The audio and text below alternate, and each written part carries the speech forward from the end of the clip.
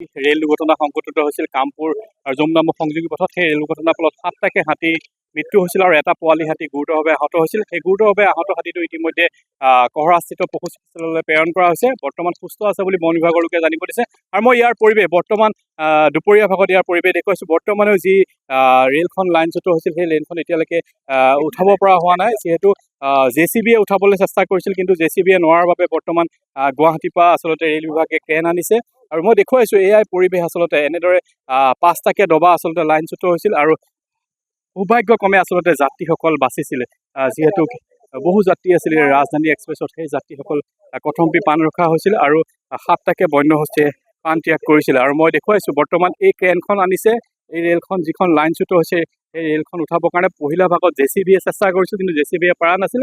তাৰপিছত এইখন ক্ৰেন বৰ্তমান আনিছে, তেওঁলোকে এই ক্ৰেনখন দিয়ে এই যি লাইনচ্যুত হোৱা ৰেলখন ইয়াৰ পৰা উঠাব। মই স্থানীয় ব্যক্তি আছে, কথা পাতিব বিচাৰিম। দাদা, কি ক'ব এই সমগ্ৰ ঘটনাটোৰ বিষয়ে, যি মৰ্মান্তিক ঘটনা আজি সংঘটিত হ'ল?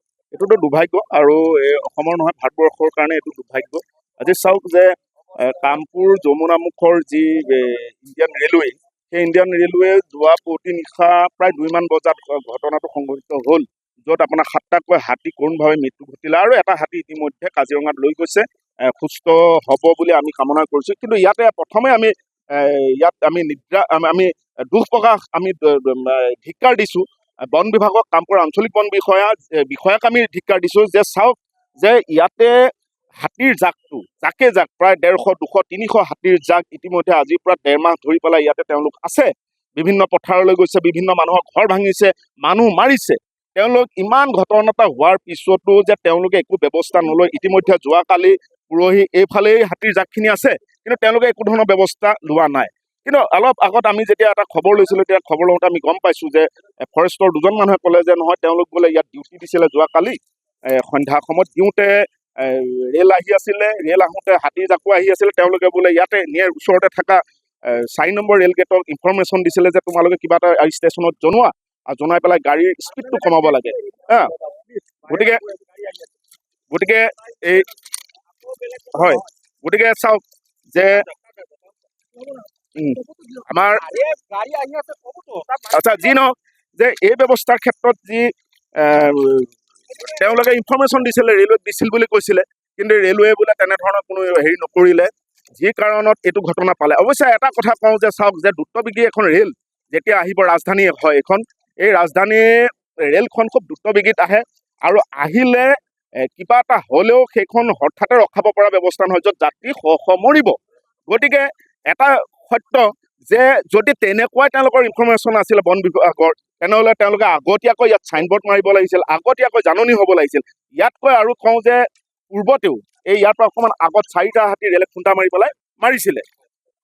গতিকে এই 4টা হাতী মৰাৰ পিছতো তেওঁলোকৰ কোনো ধৰণৰ অনুশোচনা নহ'ল। কিন্তু আজিতো দেখিছে 7টা ইতিমধ্যে ঘটনাস্থলীত মৃত্যু হৈছে। ইয়াত কোৱা ধিক্কাৰ দিবলগীয়া আছে নেকি? আজি নগাঁও জিলা বন অফিচৰ তেওঁলোকৰ DFO তেওঁলোক ইয়াত আহি তদন্ত কৰক কি হৈছে, আৰু তদন্ত অনুসৰি আমি আশা কৰিছোঁ যে আমাৰ কামপুৰ আঞ্চলিক বন বিষয়াৰ যিখিনি ষ্টাফ আছে তেওঁলোকৰ ইয়াৰ পৰা আঁতৰাব লাগে। 1, 2 নম্বৰ হ'ল নগাঁও জিলাৰ DFOক তেওঁলোকে ইনফৰমেশ্যন দিছিলে নে নাই তাৰে ইনকুৱাৰী এটা হ'ব লাগে। ইনকুৱাৰীবোৰ হ'ব লাগে, মানুহ মৰিলেই নহ'ব। হাতী গজৰাজ ইয়াত আজি ঘটনাস্থলীত 6টা নহয়, 7টা নহয়, 8টাই অলৰেডি মৰা বুলিয়েই মই কৈছোঁ বাৰু। এই যে মৃত্যু হ'ল ইয়াত তদন্ত হ'ব লাগে, আৰু তদন্তৰ যোগেদি তেওঁলোকক নিলম্বিত কৰিব লাগে আৰু শাস্তি প্ৰদান কৰিব লাগে। স্থানীয় ৰাইজে তদন্ত বিচাৰিছে। মই কথা পাতিব বিচাৰিম ইয়াতে, যিহেতু প্ৰকৃতিপ্ৰেমী সংগঠনৰ বিভিন্নজন ব্যক্তিও আহি উপস্থিত হৈছেহি, মই কথা পাতিব বিচাৰিম তেওঁলোকৰ সৈতেও। কি ক'ব এই যি দুৰ্ঘটনা আজি সংঘটিত হ'ল, মৰ্মান্তিক ঘটনা সংঘটিত হ'ল? খুব এটা দুখৰ বিষয়, কাৰণ আজি আমি 7টাকৈ হাতী হেৰুৱাইছোঁ। এনেও হস্তিকুলৰ সংখ্যা তেনেই কমি আহিছে, আৰু আজি হঠাৎ 7টাকৈ হাতী ট্ৰেইনৰ খুন্দাত মহতিয়াই নিলে, আৰু এটা সন্তান মানে মাতৃৰ পেটত থাকোঁতেই সি ট্ৰেইনৰ এটা চকাৰ তলত পৰি আছে চিৰিত। আৰু খুব এটা দুখৰ বিষয়। আচলতে এই অঞ্চলৰ মানে ফৰেষ্ট ষ্টাফক মই ক'ব বিচাৰোঁ, তেওঁলোকে যদি মনিটৰিং কৰিলেহেঁতেন হাতীখিনি, কাৰণ এইখিনি বিচৰণস্থলী, এইটো কৰাইডৰ হয়, এই সন্মুখত এইটো কুন্দুলি পাহাৰ আছে, তেওঁলোকে এইখিনি হাতীখিনি ইয়াত বিচৰণ কৰি আছে বুলি তেওঁলোকেতো গম পায়, তেওঁলোকে এইখিনি জেগাত মনিটৰিং কৰি থাকিব লাগিছিলে। মনিটৰিং নকৰাৰ কাৰণে, মনিটৰিঙৰ অভাৱত আজি হাতীখিনি মৃত্যু মুখত এজনী গাভিনী হাতীও আছিলে। আৰু হাতীৰ চিন চাপ নাইকিয়া হৈছে, পেট ফালি সুৰ ক'ৰবাত পৰি আছে, ভৰি ক'ৰবাত পৰি আছে। হাতীৰ মানে অৱস্থা বেয়া হৈ গৈছে হস্তিকুলৰ। কিমান তীব্ৰ বেগত আহিলে এই ঘটনা ঘটিব পাৰে? আৰু এইটো মই ৰেলৱে চিষ্টেমটোকো এটা কথা ক'ব বিচাৰোঁ, তেওঁলোক এৱেৰ হ'ব লাগে, কাৰণ তেওঁলোকে এৱেৰ নোহোৱাৰ কাৰণে তেওঁলোকে এনেকুৱা অঞ্চলবিলাক ফৰেষ্ট এৰিয়াবিলাক হওক বা কৰিডৰবিলাকৰ হওঁতে মানে স্পীড মেইনটেইন কৰিব লাগে। আজি স্পীড মেইনটেইন নকৰাৰ কাৰণে, কাৰণ ইমান দূৰলৈকে হাতীখিনি মহতিয়াই লৈ গৈছে, 7টাকে হাতী, এটা দুটা নহয় 7টাকে, আৰু বিভিন্ন স্থানত পৰি আছে। বিভিন্ন স্থানত পৰি আছে। মই কথা পাতিব পাৰিম, বিনোদ দুলু মহন্ত আছে, তেওঁৰ লগত কথা পাতিব পাৰিম। কিন্তু এতিয়া চাওক, এতিয়া তেওঁলোকে এইটো জানিব লাগিছিলে যে এইটো কৰিডৰ, গতিকে দুজন ষ্টাফ যদি ইয়াত ৰখাহেঁতেন এই ঘটনাটো কেতিয়াও নঘটে। মই সেইকাৰণে উচিত তদন্ত কৰিব দিছোঁ, আৰু তদন্ত আঁৰত যদি সঁচাকৈ দোষী হয় সোনকালে তেওঁলোকক এই চাকৰিৰ পৰা মুক্তি দিব লাগে, কাৰণ এওঁলোক থাকিলে আৰু বেলেগ জেগাতো এনেকুৱা পৰিঘটনা ঘটিব। গতিকে মোৰ ইমানে দুখ পাইছোঁ নহয়, মই ভাষাৰে প্ৰকাশ কৰিব নোৱাৰোঁ। আজি চাওক, আমি হাতীখিনি গোটেই আমাৰ অঞ্চলবাসী ৰাইজ কিমান এটা এৱাৰ হৈছে। হাতীৰ কাৰণে ধান খেতি আৰম্ভ কৰি যথেষ্ট খেতি কৰিছে। তেওঁলোকৰ কিন্তু যিটো হাতীৰ প্ৰতি মোৰ আজি কৈ আছে, আজি হাতীখিনি ইমান ধুনীয়াকৈ পঠিয়াই দিলোঁ বা ইমান ধুনীয়াকৈ আমাৰ ইয়াত থাকে, এইখিনি হাতী কিয় মানুহখিনিয়ে চম্ভালি ৰাখিব নোৱাৰিলে? আজি চাওক, নৰা খাবলৈ আহিছে, এডৰা মাটিও নাই, ধান নাই, নৰা খালেও আমাৰ মানুহৰ আপত্তি। আৰু মই আপোনালোককো অনুৰোধ কৰিছোঁ যাতে নৰা খাবলৈ গ'লে আমি সংঘাত নহয়, সিহঁতৰে জেগা এইখিনি আছিলে, আৰু সেই জেগাটোত যদি নৰা এডাল খাবলৈ গৈছে আমাৰনো কি গা পুৰি দেৰি মৰে। গতিকে হাতীও থাকিব লাগিব আৰু মানুহো থাকিব লাগিব। গতিকে হাতীৰ পাখি লগা পক্ষী নহয় যে পাহাৰত গৈ পেলাই ডাইৰেক্ট পাহাৰত পৰিবগৈ, ইয়াত আহি পেলাই ধান খাব। তেওঁলোকৰ জাগা আছে ন। এইখিনিতো আমি ৰেলৱে ট্ৰেক, আমাক উন্নতি লাগে, কিন্তু এনেকৈ উন্নতি নালাগে আমাক। য'ত আমাৰ প্ৰকৃতিয়ে যদি আমাৰ হাতত নাথাকে, আমাৰ মাজত নাথাকে, তেনেহ'লে আমি মানুহ জাতি এনেও জীয়াই নাথাকিম। গতিকে মই অনুৰোধ কৰিছোঁ এনেকুৱা আৰু ঘটনা যাতে নঘটক, আৰু এইটো আমি পাহৰি যাব নালাগে। আৰু এই যিখিনি আমাৰ ঘটনা, এইটো এটা ৰেলৱে ডিপাৰ্টমেণ্টকো আমি গোটেই অসমৰ NGO বিলাকে উচিত তদন্ত কৰিব লাগে। যদি তেওঁলোকৰ গাত দোষ আছে, ৰেলৱেৰ ড্ৰাইভাৰৰ গাতো পাইলটৰ গাত দোষ আছে, তেওঁলোকৰ উচিত শাস্তিটো আমি বিচাৰিছোঁ। ঘটনা আচলতে এইটো নতুন ঘটনা নহয়, ইয়াৰ পূৰ্বেও ইয়াত হৈছিলে। হয়, পূৰ্বে তেনেকুৱা ঘটনা হৈয়ে আছে আৰু আগলৈও ঘটিয়ে থাকিব, যদিহে আমি এৱাৰ নহওঁ। আৰু ডিপাৰ্টমেণ্টক মই অনুৰোধ কৰিছোঁ, এনেকুৱা কিছুমান যিবিলাক হিউমেন এলিফেণ্ট কনফ্লিক্ট এৰিয়া আছে, তেওঁত দক্ষ কিছুমান অফিচাৰ দিয়ক, তেওঁলোকে জানিব। আৰু নতুন নতুন যিবিলাক অফিচাৰ আহিছে, খুব ভাল মই লগ পাওঁ, তেওঁলোকে দিনে ৰাতিয়ে হাতীৰ কাৰণে চেষ্টা কৰে।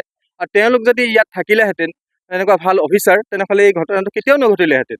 মই অনুৰোধ কৰিছোঁ, এনেকুৱা এৰিয়াবিলাকত হাতীৰ আকৌ ঘটনা ঘটিয়ে থাকিব, আমি নিউজ কৰিয়ে থাকিম, আমি কৈয়ে থাকিম, আৰু হাতীক আমি পুতিয়ে থাকিম। গতিকে এই ঘটনা আৰু হ'ব নালাগে। তেনেকৈ উচিত এটা কমিটি গঠন কৰক, আৰু ইয়াত এনেকুৱা এৰিয়াবিলাকত ভাল অফিচাৰ দিয়াটো, ৰেঞ্জ অফিচাৰ দিয়াটো মই অনুৰোধ জনাইছোঁ। গাভিনী হাতীও আছিলে। আজি চাওক, গাভিনী হাতী পেট ফাটি চিটিকি গৈছে, পোৱালিটো চিটিকি গৈছে। ইমান এটা দুখ লগা ঘটনা। মই ভাষা নাই, মই কি বুলি ক'ম। আৰু সেইকাৰণে মই ইয়াৰ যিখিনি মানুহক এৱাৰ্ড কৰিব লাগে ইয়াত, আৰু ইয়াত মানুহক ডেপুট কৰিব লাগে যে ইয়াত হাতীখিনি অহাৰ সময়ত তোমালোকে আমাক খবৰ কৰিবা, আৰু তেনেকুৱা কমিটি বনাই দিব লাগে। কমিটিয়ে খবৰ দিব, ফৰেষ্ট ডিপাৰ্টমেণ্ট আহিব, ষ্টেচন মাষ্টৰক ক'ব, তাৰ পাছতহে এই ঘটনাবিলাক ৰোধ হ'ব। গতিকে মই পুনৰবাৰ অনুৰোধ কৰিছোঁ আমাৰ ডিপাৰ্টমেণ্টক, ফৰেষ্ট ডিপাৰ্টমেণ্টক, এইখিনি আমি এনেকুৱা যাতে ঘটনা আৰু কেতিয়াও নঘটে। এয়া আছিল বিনোদ দুলু মহন্ত। তেওঁ যথেষ্ট মৰ্মান্তিক হৈছে, শোকাহত হৈ পৰিছে, যিহেতু যি ঘটনা সংঘটিত হ'ল সেই ঘটনা কেতিয়াও নঘটক। আৰু 7টাকে হাতীয়ে যিহেতু পানী, আৰু আটাইতকৈ ডাঙৰ কথাটো হৈছে যে এজনী গাভিনী হাতীও আছিলে, সেই গাভিনী হাতীৰ পোৱালিটো ইতিমধ্যে মৃত্যু ঘটিছে।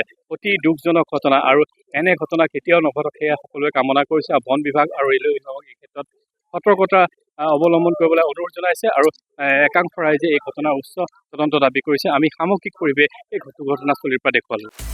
আপুনি বিচৰা বাতৰি পাব কেৱল নিউজ 18 এপত। নিউজ 18 এপ ডাউনলোড কৰিবলৈ স্কেন কৰক এই QR কোড। গুগল প্লে ষ্টৰতো পাব এই নিউজ 18 এপ।